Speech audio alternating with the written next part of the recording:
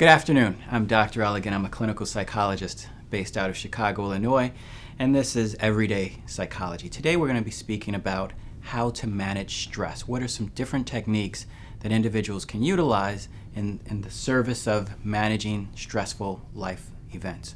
A couple of things that are interesting with respect to stress management is that many of the techniques that are utilized to manage stress we define as just a healthy lifestyle. So getting a good night's sleep, because oftentimes stress interferes with a healthy lifestyle. So people that are stressed don't get a good night's sleep. Oftentimes they won't get those 7 to 8 hours of sleep that are recommended. Their sleep may be interrupted, or they may only be getting 3 or 4 hours of sleep. So we want to make sure that we're getting enough sleep. Another area that's very important with respect to stress management is exercise. People that are stressed oftentimes stop exercising. And lots of research has shown that regular cardiovascular exercise is very effective in helping to ameliorate or decrease some of the negative consequences of stress. So we really encourage people to get a good cardiovascular workout. You may want to consult a physician if you haven't been exercising regularly, but trying to incorporate some sort of exercise and regime into your daily life, very important with respect to stress management. Another key component is socialization or socializing. You want to interact with other friends, people in your family or in your inner circle, because research has also shown that people who are stressed oftentimes begin to socially isolate themselves, and they don't utilize their support networks. So many of us have a support network. It may be people at your church, it may be family, it may be friends, it may be a significant other. But when stressed, take advantage of those people as a sounding board. Let them know what you're going through. They may be able to offer you some good advice or suggestions, and it's always nice to have someone that you can disclose some of the difficult things that you're going through. So socializing, important piece. Diet, another key healthy lifestyle issue that's important with respect to stress management, because once again, when people are stressed, they oftentimes miss meals or they eat unhealthy foods because they're trying to reach a demand really quickly, a pressure or a deadline, and they just run in somewhere and get some fast food or buy some food from a vending machine. And that's okay once or twice, but you don't want that to become a lifestyle, especially if you're living under a lot of chronic stress. Another key issue with respect to stress management is having fun. Engaging in hobbies, spending time with friends, laughing. Humor has been shown to do a great deal with decreasing some of the negative physiological effects of stress. So having fun, laughing, enjoying time with friends. Another key component is time management. Managing your time and not spending too much time working on whatever it is that's stressing you.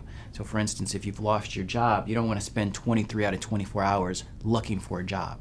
It's all about balance. So you want to find a certain amount of time that you really focus on finding a job, but you also want to designate other parts of the day to do other things to maintain a healthy lifestyle.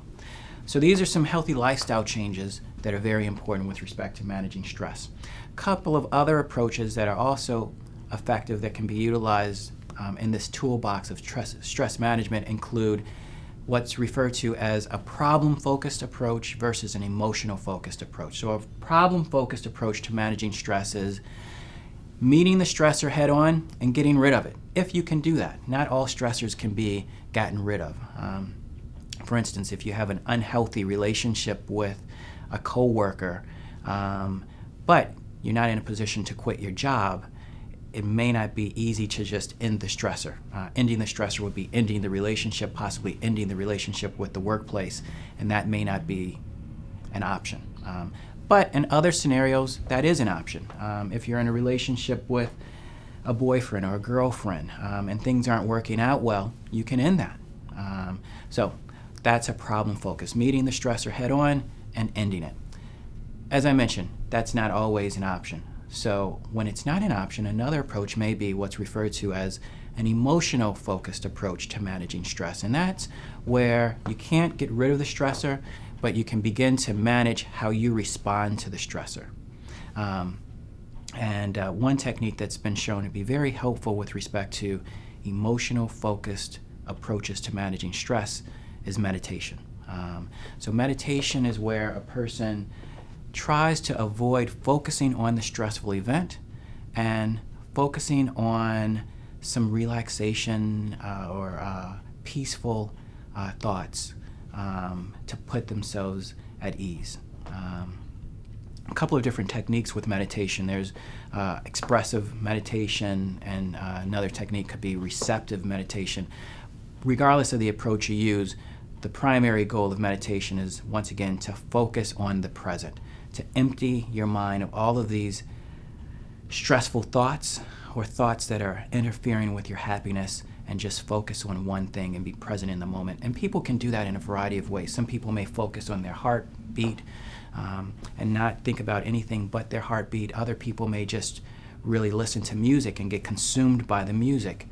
Other people, another expressive form of meditation could be an artist who's sketching a drawing or painting, and they really get consumed by that event, and they're not thinking about anything other than the art. So meditation is simply focusing on one thing and not thinking about those other variables that are stressing you out. And these are some simple techniques to stress management. So once again, in review, strategies for managing stress: healthy lifestyle, and that includes exercise, socializing with friends, getting a good night's sleep, having a good diet, time management. And then you can have the problem-focused approach or an emotional-focused approach. And once again, the emotional focus could utilize techniques such as meditation. I'm Dr. Elligan, and this is Everyday Psychology.